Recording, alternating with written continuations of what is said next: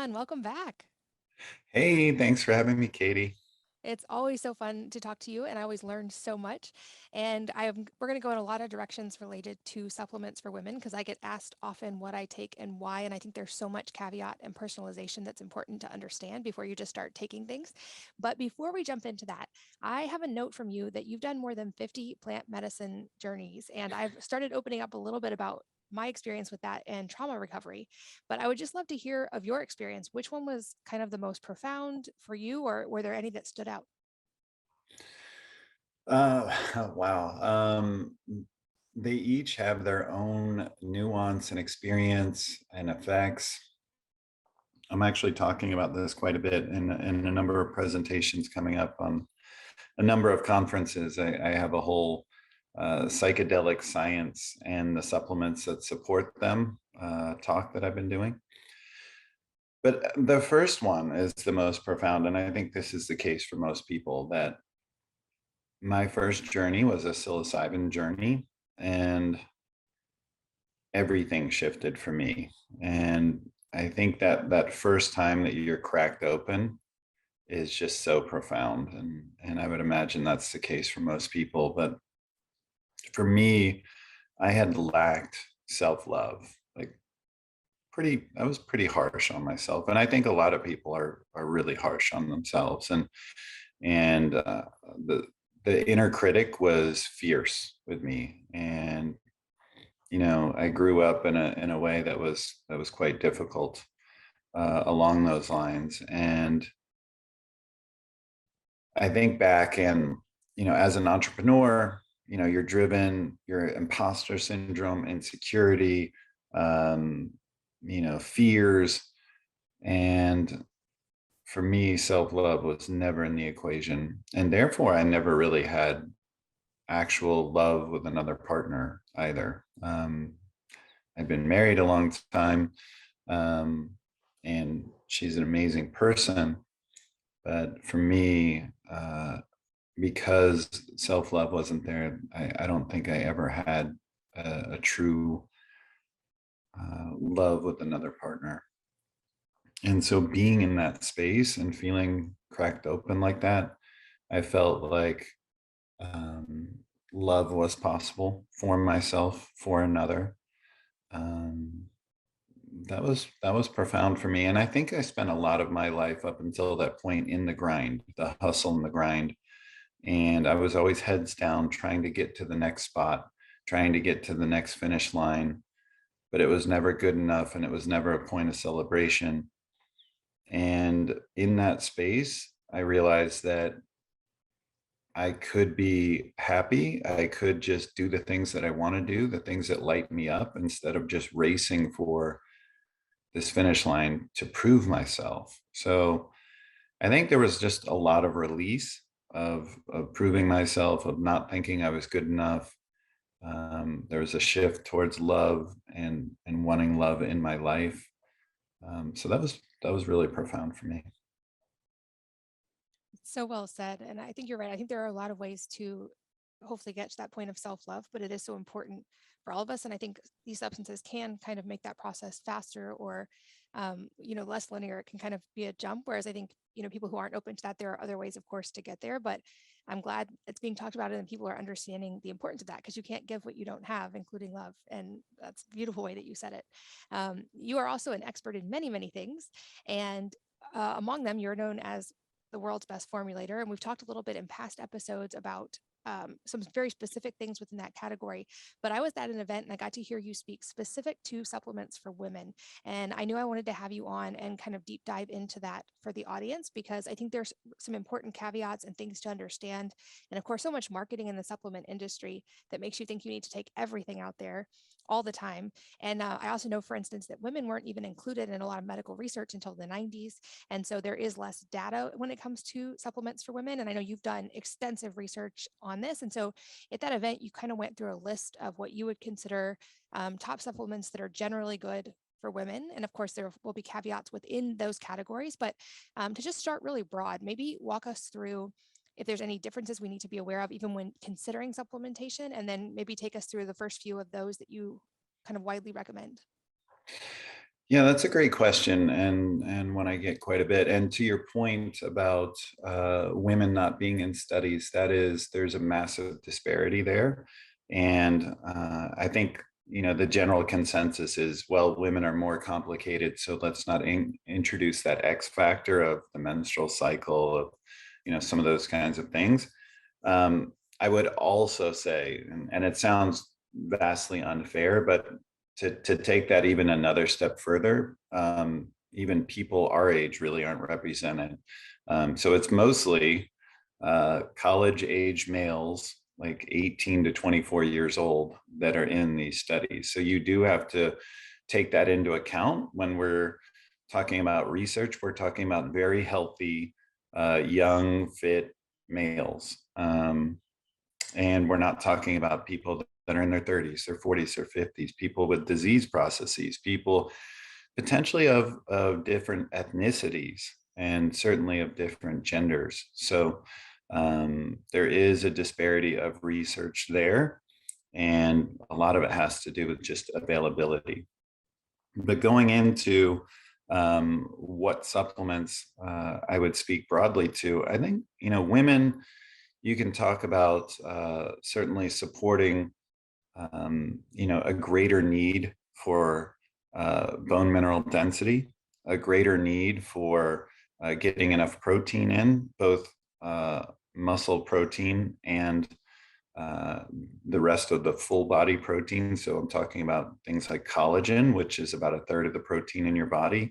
And then the other 2/3 would be the muscle that supports it. So getting like a high leucine protein. We can get into the specifics, but and then looking at things like certainly related to blood, and support around that, would be iron, B12, folate, some of these things that so we can avoid anemia, which is a situation that many women that are in that don't realize that they're in, that they're anemic, that they're tired and they're fatigued because they don't have proper support there. So those are some things. And then I can get into, I think women shy away from ingredients like creatine, which not only can support muscle mass, but can support bone mass, brain health, reproductive health. It's really one of the most profound ingredients on the market, but we can delve into each of those.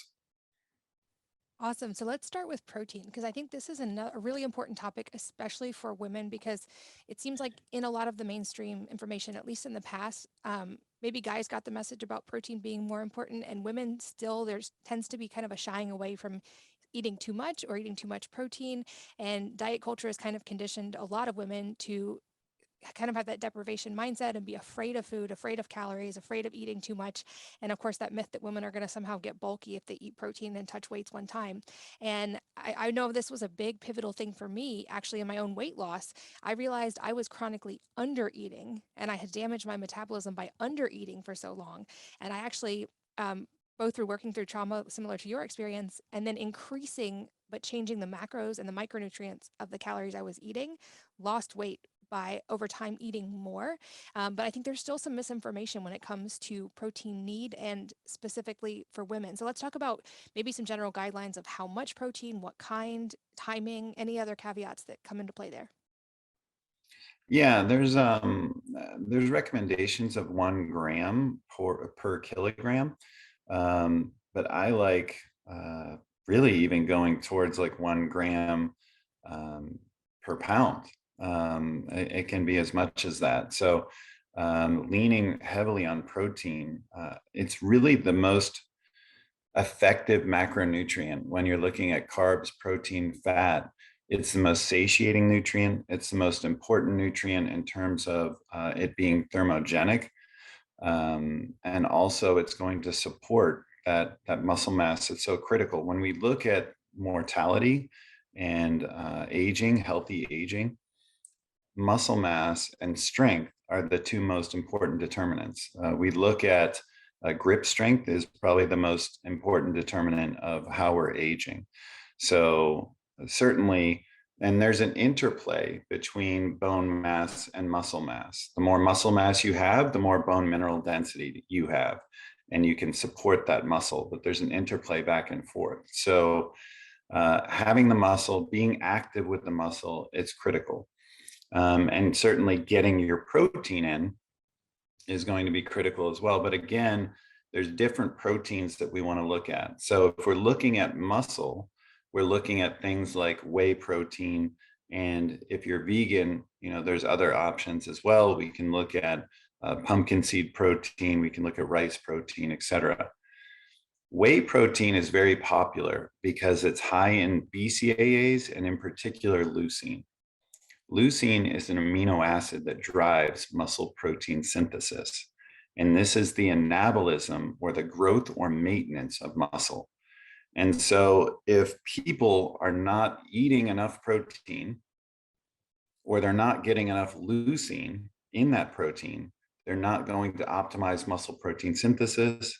And that means they won't be able to maintain lean body mass. So this is why it's important to not just get enough protein, but to get what's called boluses of protein, meaning larger amounts of protein pulsed throughout the day. So we wouldn't just want to get, said differently, we wouldn't just want to get 5 to 10 grams of protein 10 times a day. What we want is 25 to 50 grams of protein in spikes throughout the day. So we're optimizing muscle protein synthesis. We're getting enough leucine to turn that on and support that muscle.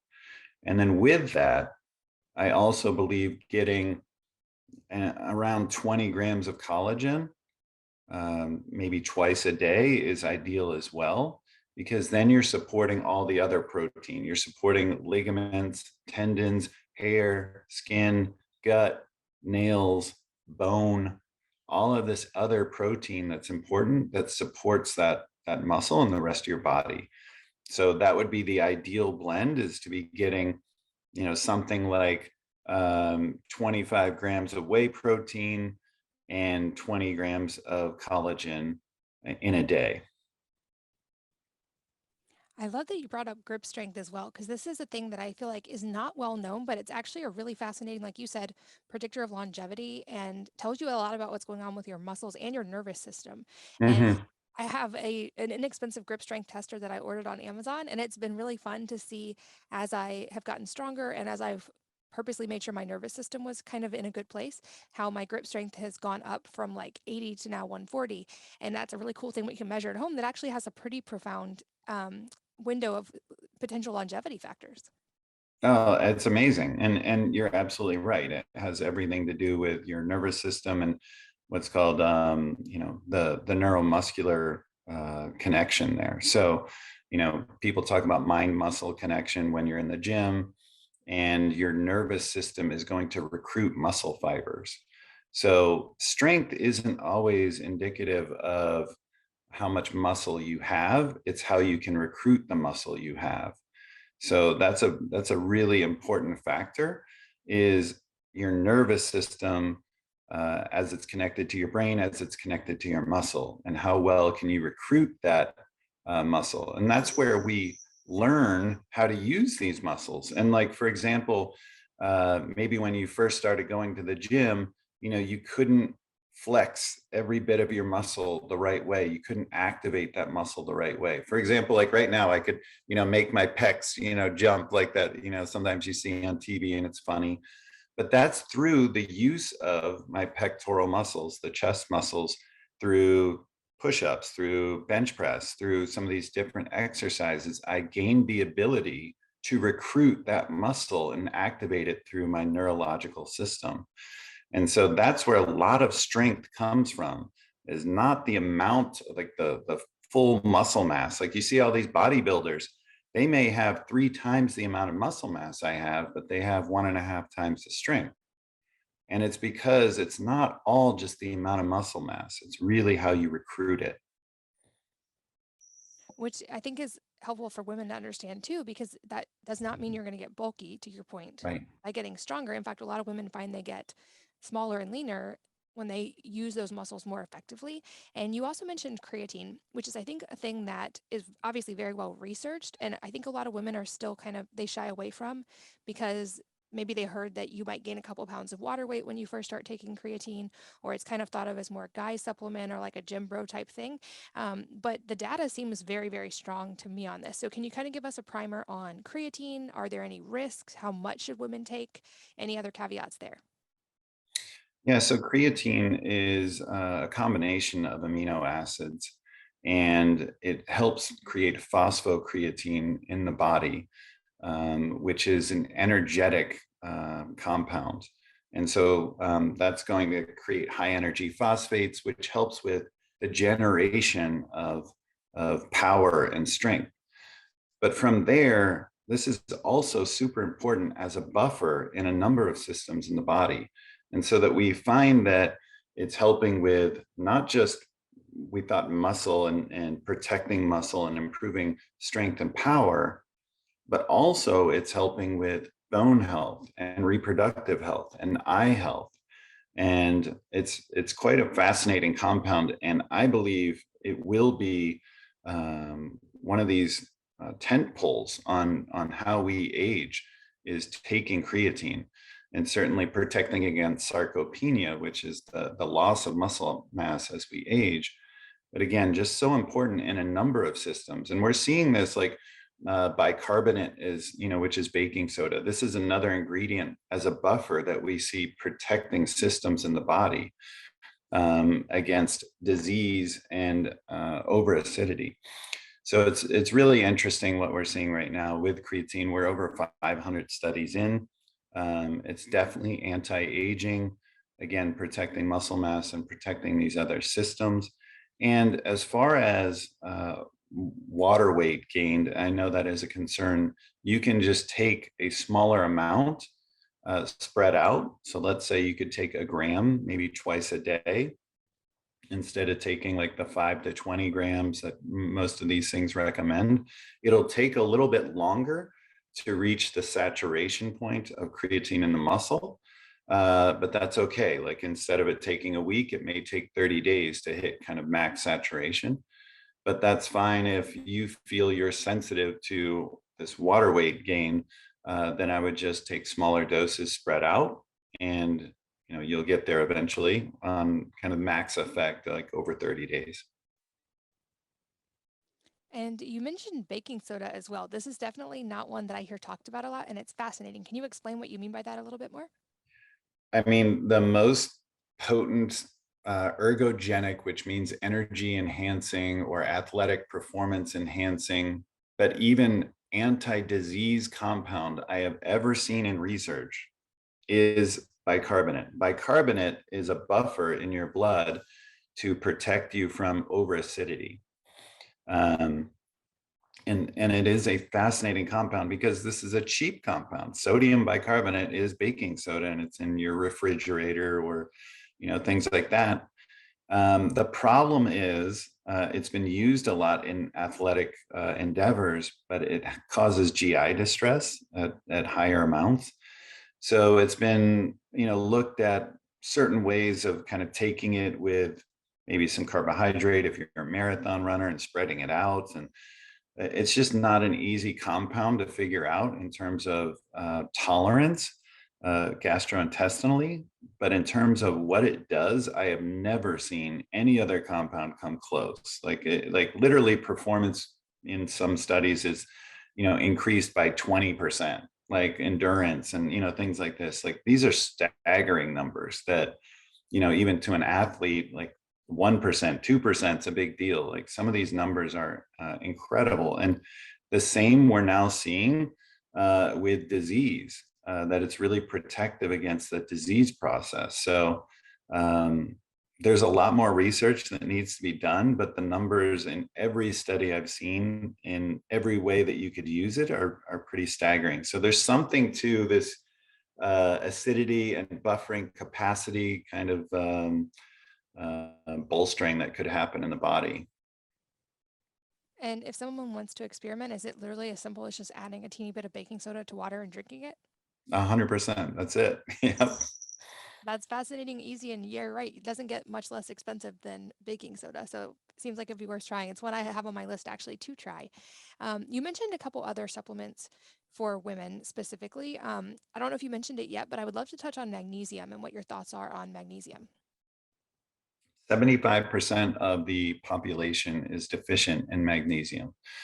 That's a staggering number. 3/4 of us are deficient. And when we talk about magnesium, it's critical to bone mineral density, bone health, bone strength.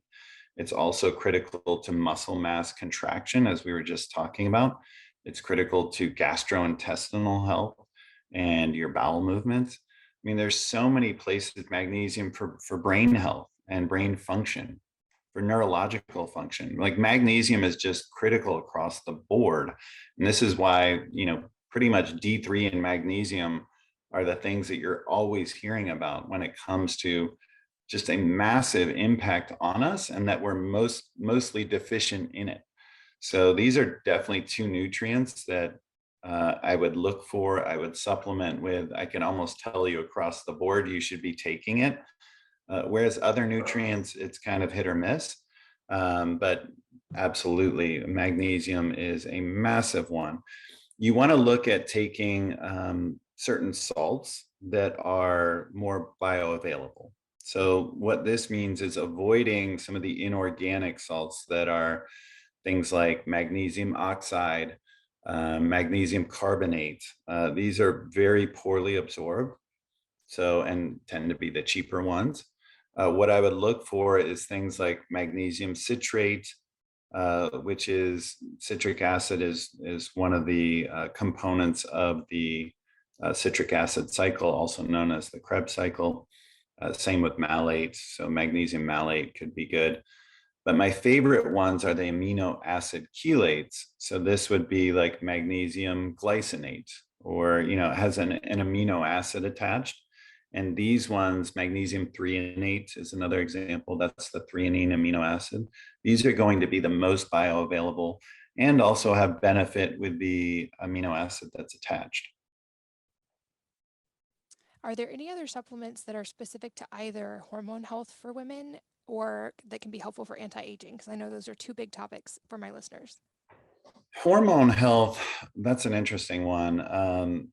So when it comes to, especially when you're talking about like perimenopausal kind of stuff, you can look at, there's a few herbs that are really helpful, if that's what you're referring to, but I'll dive into that one first. That would be like dung quai, and another one is chasteberry, and those help with perimenopausal symptoms, and those have been studied quite extensively. Also, another one to look at is GLA, gamma linolenic acid, that comes from evening primrose or borage oil. Both of those oils have GLA and can help with menopausal symptoms.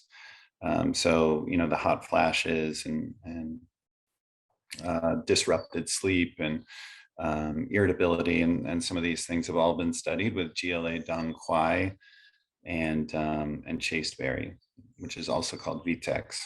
So those can be helpful in those scenarios. As far as hormonal health, it's also worth looking at DIM and I3C, diindolyl methane, and I3C, which is indole 3-carbinol. These both come from cruciferous vegetables, things like broccoli and cauliflower. Those are going to help with estrogen metabolism and specifically can be protective against cancer.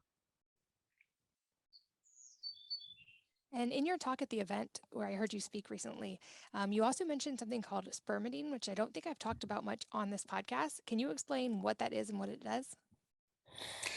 Yes, it's an amazing compound that really it literally is contained in sperm. Hence its odd name, and I know it sounds not pleasing for that reason, but that's where it was discovered. Um, but this amino acid, a trace level, we're finding that just 1 milligram, 2 milligrams. So we're talking about very, very low levels, can have a potent effect on anti-aging. When we look at people that are 90 years old, they have levels the same as people that are 50 years old that are healthy. So what this means is people that are making it to much later in life, there's a strong correlation there into having this spermidine level that's the same as people that are younger. And we're thinking that it actually protects cellular fitness. So this biological clock and your resilience in your body is correlated to spermidine. We don't know all the mechanisms of action yet, but there's a strong correlation, and it's being studied. We don't really have even dosing information yet. But what we see is and this is across the board in animals and humans, the higher the level of spermidine, the longer that they're living. And so how that works and whether it's, causal or correlative, we're not sure. But at this point, there doesn't seem to be a downside to supplementing to spermidine, and certainly a high potential upside. So it's one that needs a lot more research, but a powerful ingredient that I've been supplementing with for sure. And I'm taking about 2 milligrams a day. Awesome. That's one I have not tried yet, but it's on my list as well. I know you are also well known for your work in energy and mitochondria. And I Mhm. think I've said many times on here, moms are the busiest people on the planet, and certainly like can run into some of that fatigue or low energy just from the sheer amount of stuff that we have to do. So maybe give us some of your favorite supplements for energy, and which I think always, of course, goes back to mitochondrial health as well. Yeah, so a lot of us are in states known as insufficient cellular energy. This is an acronym known as ICE, where we're not making enough energy for our body, which means we don't feel energy as a whole. So when you're not making enough ATP from your mitochondria, you do run into situations where you're just tired. And then if you're pushing your body when it's tired, that's when you run into fibromyalgia and chronic fatigue syndrome and hypertonic muscles, which means your muscles feel hard all the time when someone goes to massage you, or you're feeling exhausted all the time because of chronic fatigue syndrome, and you're feeling this inflammation throughout your body and nervous system pain, like fibromyalgia, because the body is trying to push and make it through without making enough energy. And over time, that debt does accrue. So you definitely want to be cognizant of how you're taking care of your mitochondria, because that has everything to do with your vitality and energy for life. We see that mortality is directly tied to mitochondrial health. We see that biological versus chronological aging is tied to mitochondrial health. So, said differently, your age chronologically, let's say you're 45, could be biologically 35, or it could be biologically 55. And this is directly correlative to your mitochondrial health. And not only how well those mitochondria are functioning, but how many there are. And so the more healthy you are, the more proper they function, and the more you have of them, which is called mitochondrial biogenesis, when we create more mitochondria.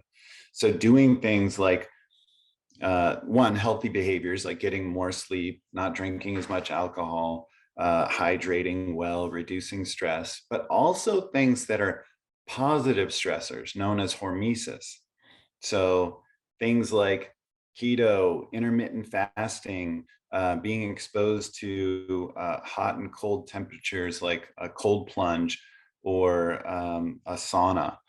These things are going to improve mitochondrial biogenesis. Doing a workout, especially like high intensity interval training, things that are forcing adaptation, things that are increasing our resilience, that are causing us to be anti-fragile, if you will, that's going to impact how well the mitochondria function and increasing the number of mitochondria. So some of those behaviors are going to be really important. And as far as supplements, that's going to be a number of them that I'm a big fan of. One fascinating one that I would love to throw out, if your listeners can handle this, this is niacin, the full flush niacin. I take 500 milligrams twice a day. This causes something called paresthesis, where you feel like a tingle, a burn. You actually look like you may have a sunburn on your chest or your face for a little bit, for maybe 45 minutes. It sounds like something you don't want, and they do make a no-flush niacin like niacinamide or a inositol hexanicotinate. But what I will say is that this full flush niacin, the nicotinic acid, is powerful at protecting the nervous system, increasing superficial blood flow, like especially through the capillaries. So this would be really powerful to take right before you get into sauna, especially using infrared light. But also increasing NAD levels about 8 times. This is dramatic. So niacin is actually a component of NAD. NAD is probably this, you've probably heard of it, the anti-aging molecule some people get IVs of, that actually fuels the mitochondria, protects DNA, to help with resilience, to help with cellular energy, and therefore vitality overall. So NAD is like one of the big focuses in anti-aging. And niacin may be one of the most powerful agents that we could take orally that's super cheap to enhance our cellular fitness and how well we age. So that's a fascinating one if you can deal with the side effects. If not, there are ways that you can take supplements that can enhance NAD that would not have the same side effects. So things like NR, which is Niagen, true Niagen, nicotinamide riboside. One of the other ones is NMN, nicotinamide mononucleotide. I prefer the NMN just based on some research. It's kind of up in the air right now. There's people in different camps, but I prefer, along with Peter Attia and Dr. Rhonda Patrick, they like NMN. That's the one that I prefer. So take anywhere from 250 milligrams to up to 2 grams a day. There's variable research. Some of this is extrapolated from animal models, but that is potent at increasing NAD as well. Far more expensive, but does not have the side effects. But I would also say probably doesn't have as dramatic an impact on NAD. Certainly helps, but the niacin could be the most effective and the cheapest, but certainly the most side effects. The other thing that I will say is that increasing NAD is one part of the equation, but reducing something called NADase, the enzyme that breaks it down, it's also called CD38, is potent as well, because you're increasing the amount of NAD circulating. And as we age, it's a double whammy where we make less NAD and we break it down faster. So we want to impact both sides of this equation. So where we're taking niacin, NMN, NR, something like that, and you're having polyphenols such as quercetin, ficitin, apigenin. These are probably the most potent ones that I've studied, and these are going to inhibit the breakdown of NAD. So this would be a really potent combination. It's taking something like NMN and ficitin. Ficitin could be the most potent of all of them. So that's a combination that I really like for anti-aging. On top of that, I would also look at, there's some things that help with these energetics, the electron transport chain, in particular in the mitochondria. You probably heard of CoQ10, and also another ingredient that's a sister molecule called PQQ. So those would be some things to support mitochondrial health that I would take as well. So probably my stack of no tingle or burn, if you wanted to go that direction, the simplest stack would be NMN, ficitin or apigenin, and then CoQ10 and PQQ. That would be a really amazing mitochondrial stack.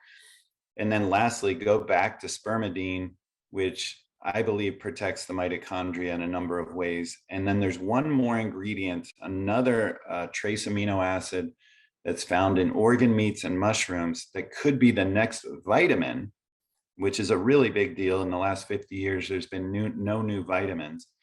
And this ingredient is called ergothioneine.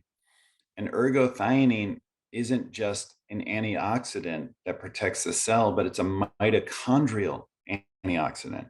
And what's really unique about it is you have a unique transporter system and storage system for it in your body.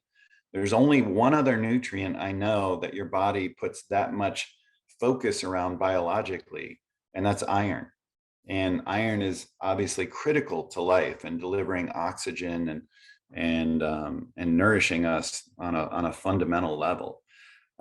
So for us to have these systems in place around ergothioneine, it's pretty compelling. And that one is really low dose too. So we're talking about, 5 to 10 milligrams a day. So spermidine, ergothioneine, NMN or niacin, CoQ10, PQQ, and then ficitin, apigenin. That would be kind of like my ultimate mitochondrial stack. But what you should see from that is anti-aging on an energetic level, anti-aging on a telomere and DNA level, um, and just more energy overall and vitality overall. And then reduction of disease, really. Like almost all disease is correlated to mitochondrial dysfunction, which is metabolic dysfunction. So that ends up tying into insulin resistance and a number of factors that you could talk about, like um, hypertension, basically the syndrome X cluster that comes with like obesity and insulin resistance, et cetera. So um, hopefully that's helpful.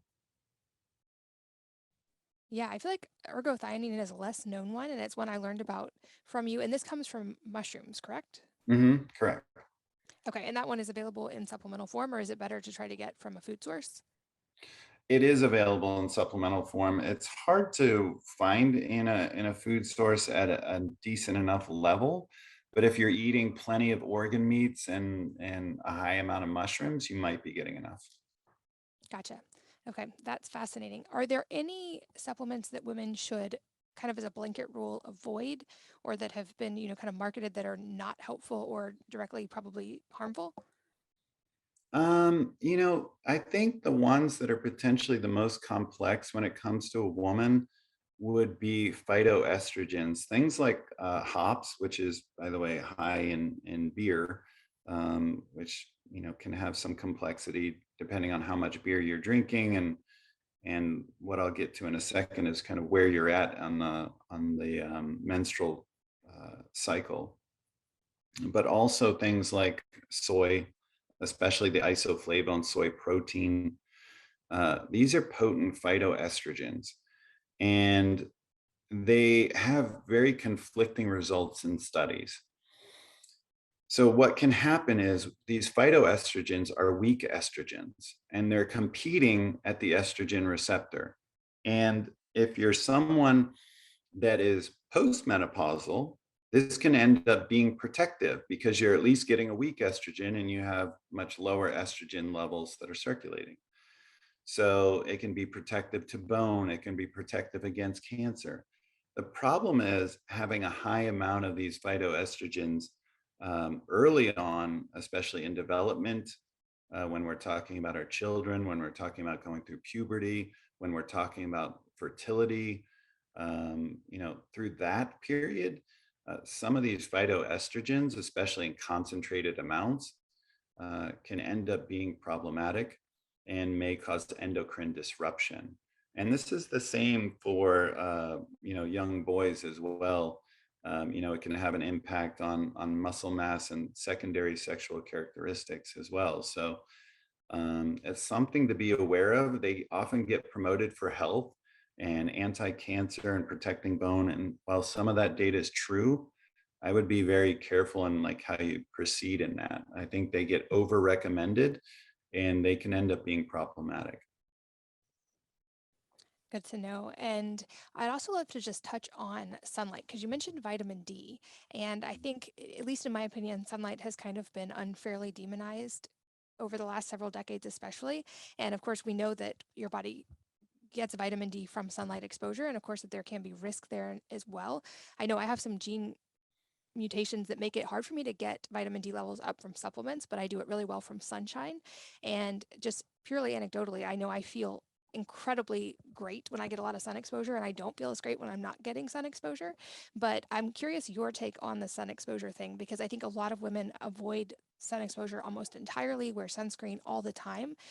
So, what's your take on that from an aging perspective, from a mitochondrial health perspective? Anything else we need to know? Yeah, that's twofold. I think you bring up a good point about obviously conversion of vitamin D3 through the skin, so that you get active levels of vitamin D in your body. The best source is going to be sunshine. Um, so absolutely. And we know vitamin D3 is, we used to think it was just for bone, right? Like I think back in the 70s and 80s, it was promoted as this vitamin that prevents rickets and helps with bone health. And it does, but it is a hormone and it's a unique vitamin for that reason. It's not just a vitamin, a coenzyme like most of the other vitamins. It is a hormone that's involved in this endocrine cascade that I was just talking about, where all hormones affect other hormones.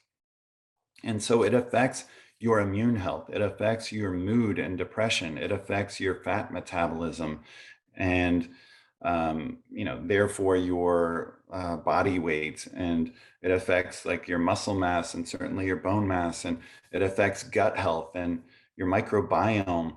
Like there's so much going on with vitamin D. It's so profound and fundamental, almost like I was talking about iron for life. Like D3 is like core for how you're proceeding as a human being and the health that you have. So this is where, and what's especially troubling is that as you're talking about, most people are now not getting enough sunshine and they are wearing, a lot of clothing layers and they're, living in more northern areas, and they're, not exposing themselves to sun and they're wearing, as you said, sunblock. And so, or even just makeup and all those things, like those things are reducing your exposure to sunlight and therefore reducing the amount of vitamin D that you're getting. And if you're a darker color person, you're like, especially like African Americans, they're 17 times more likely to be deficient than white people because they're just not getting enough sunshine and their skin has the melanin that's kind of more protective or resistant against the amount of sun exposure. So it's almost like they're wearing sunblock to have a darker skin because the melanin pigmentation. So they need to get more sunshine or take more vitamin D3 as a supplement. So I would recommend that pretty much everyone listening take anywhere from 5 to 10,000 IUs a day of vitamin D3 because it is so profound to our health. And most people are not getting enough. It's similar numbers to magnesium, where about 75 to 80% of us are deficient, and some of us greatly so. I think it's about 25% of the population are kind of in an almost like a disease category type state with vitamin D3. So definitely important. But going beyond that, the sunshine that we get also, there is different spectra of light. And going into infrared, in particular, that red light we know now, there's so many spectrum of light that we do not understand how it impacts our health, but it's a whole new area of study.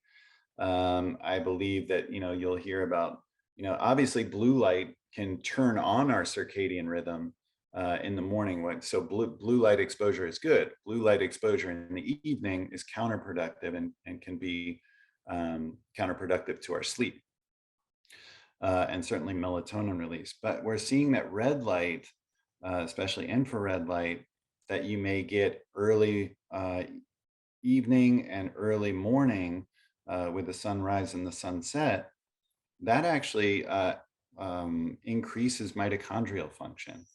So that's like the whole idea with like these Juve lights and these different lights that you're seeing on the market, these infrared lights. They're actually revving up the mitochondria. So this is a powerful anti-aging tool. It's also improving circulation, reducing inflammation, improving reproductive health, like we're seeing, improving collagen synthesis. So there's a number of ways that red light can be potently helpful. And again, blue light turning on our circadian rhythm. So this is what's happening when we're isolated, when we're under fluorescent lights, when we're not getting out and getting sunshine, we're not getting enough D3, we're not revving up our mitochondria, we're not getting enough collagen synthesis. There's a lot that's happening because we're not getting exposed to the light that we should. Yeah, that was such a good overview. And I know looking at the data, even though I typically, my background is kind of Irish Scottish, so I have typically fairer skin, although I've noticed a profound difference in my skin tone when I switch my diet and I eat kind of a very low inflammatory diet. I don't sunburn now.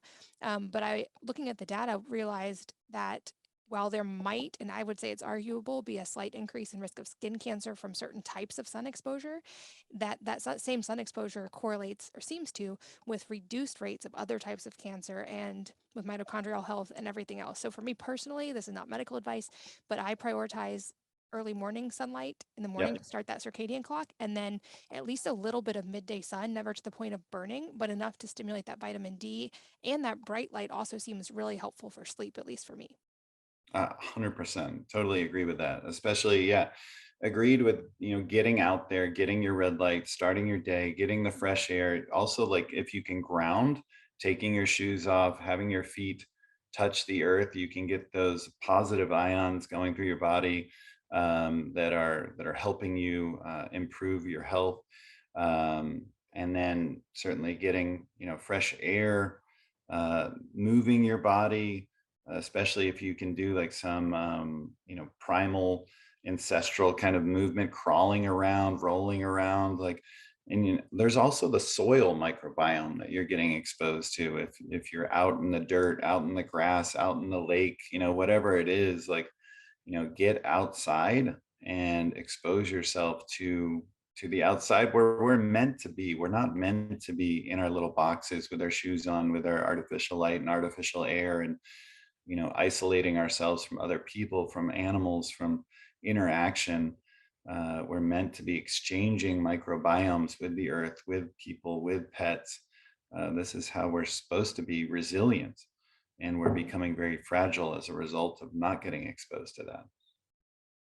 Such a good way to put it. And I love that, like, to recap some of the points from this episode, certainly there are supplements we can take that can be targeted and specific and helpful, but a lot of your advice is also lifestyle change that we can make that's inexpensive or free.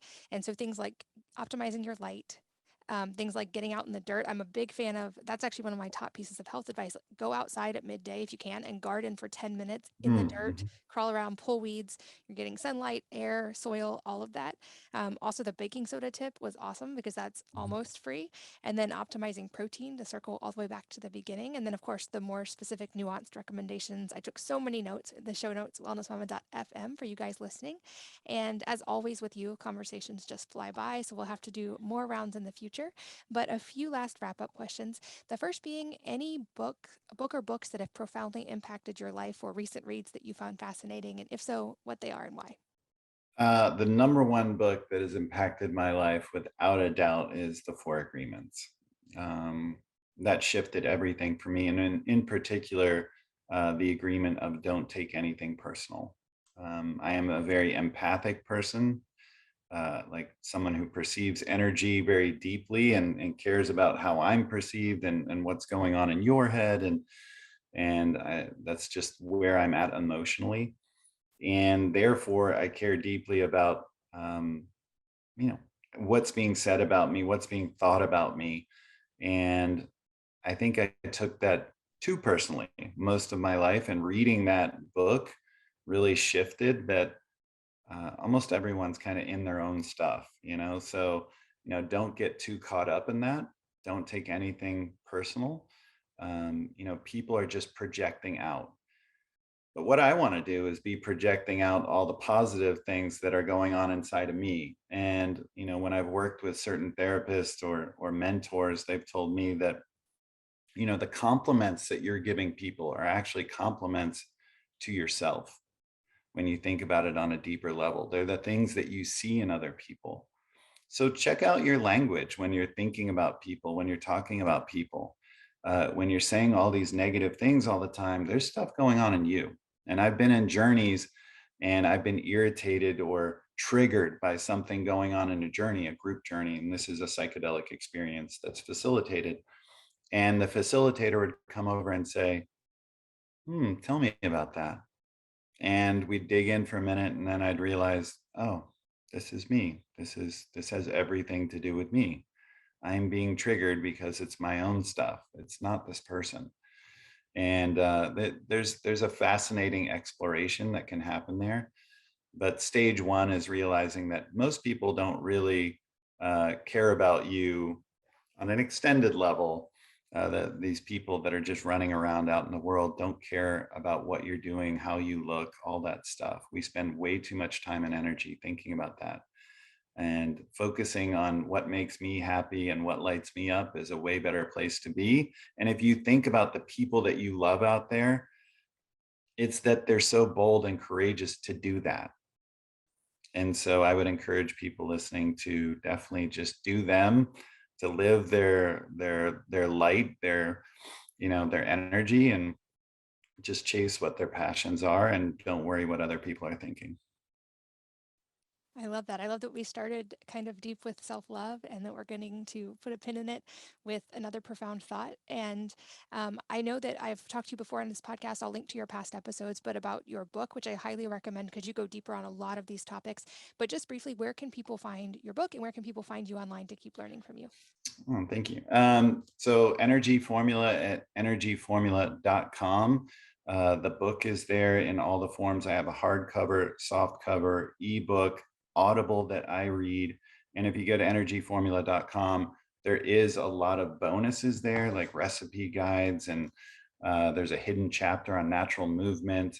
I have all the stacks in here, all the supplements that you need to take, how to buy a good supplement, tons of graphs and pictures and really cool stuff that breaks everything down. I have summaries at the end of each chapter if you're not someone that wants to read this much. So everything's in there that you could possibly need. And then you can find me at Shawn Wells, ShawnWells, at Shawn Wells on Instagram. Lots of great content there. Um, really cool graphics that just break everything down. My top 10 supplements you need to be taking, my top 10 antidepressant supplements, anti-aging supplements, what have you. A lot of videos that break things down. So yeah, that would be amazing. And then I have a free newsletter that goes out every week, breaking down studies and the latest information that's completely free on ShawnWells.com. ShaWN. Awesome. And all of those will be linked in the show notes as well. If you guys are listening while you're on the go, that's wellnessmama.fm. Shawn, as always, it's been such a pleasure. I always learn so much from you, and I know just how busy you are. So thank you so much for your time today. Oh, thank you, Katie. And thanks as always to all of you for listening and sharing your most valuable resources, your time, your energy, and your attention with us today. We're both so grateful that you did. And I hope that you will join me again on the next episode of the Wellness Mama podcast.